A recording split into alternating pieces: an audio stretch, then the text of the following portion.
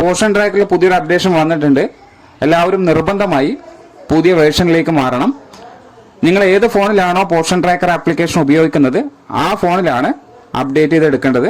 സാധാരണ പോലെ തന്നെ നിങ്ങളുടെ ഫോണിനകത്ത് കാണുന്ന ഗൂഗിൾ പ്ലേ സ്റ്റോറിൽ പോയി അവിടെ സെർച്ച് ബാറിൽ ക്ലിക്ക് ചെയ്ത് പോർഷൻ ട്രാക്കർ എന്ന് ക്ലിക്ക് ചെയ്യുന്ന സമയം നിങ്ങൾക്ക് അവിടെ അപ്ഡേറ്റ് എന്നുള്ളൊരു ഓപ്ഷൻ കാണും.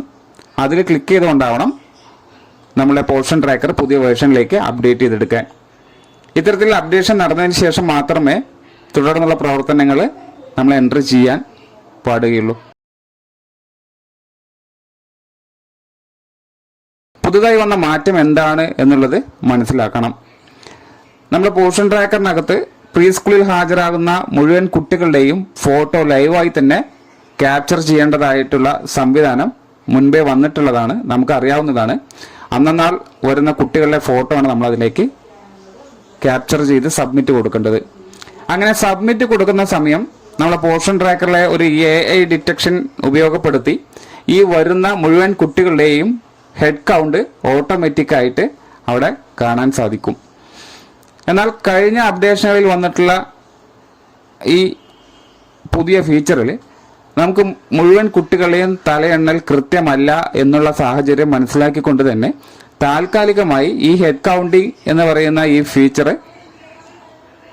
താൽക്കാലികമായി ഒഴിവാക്കപ്പെട്ടിട്ടുണ്ട്. അപ്പോൾ അത് ഒഴിവായി വരണം എന്നുണ്ടെങ്കിൽ നമ്മൾ പുതിയ അപ്ഡേഷനിലേക്ക് മാറണം.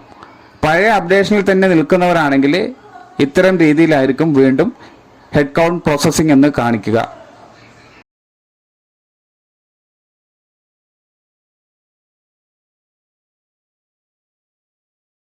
അപ്പോൾ ഇത് ഒഴിവാക്കി കിട്ടുന്നതിനും തുടർന്നുള്ള പ്രവർത്തനങ്ങൾ കുറച്ചുകൂടി നല്ല രീതിയിൽ സ്പീഡായി ചെയ്യുന്നതിനും നിങ്ങൾ ഈ പോർഷൻ ട്രാക്കറിലെ പുതിയ വേർഷനിലേക്ക് മാറി വരണം. അപ്പോൾ പുതിയ മാറ്റം എന്താണെന്ന് നിങ്ങൾക്ക് മനസ്സിലായിട്ടുണ്ടാവും. ഇത്തരത്തിലുള്ള ഓരോ മാറ്റങ്ങളും വരുന്ന സമയങ്ങളിലാണ് പോർഷൻ ട്രാക്കറിൽ അപ്ഡേഷൻ ആവശ്യപ്പെടാറുള്ളത്. അതേ സമയം തന്നെ നിങ്ങൾക്ക് എപ്പോഴാണോ അപ്ഡേഷൻ ചെയ്യണം എന്ന് പറയുന്ന സന്ദേശം കിട്ടുന്നത് ആ സമയം തന്നെ നിങ്ങൾ ഉപയോഗിക്കുന്ന ഫോണിൽ ഈ പുതിയ വേർഷനിലേക്ക് മാറണം.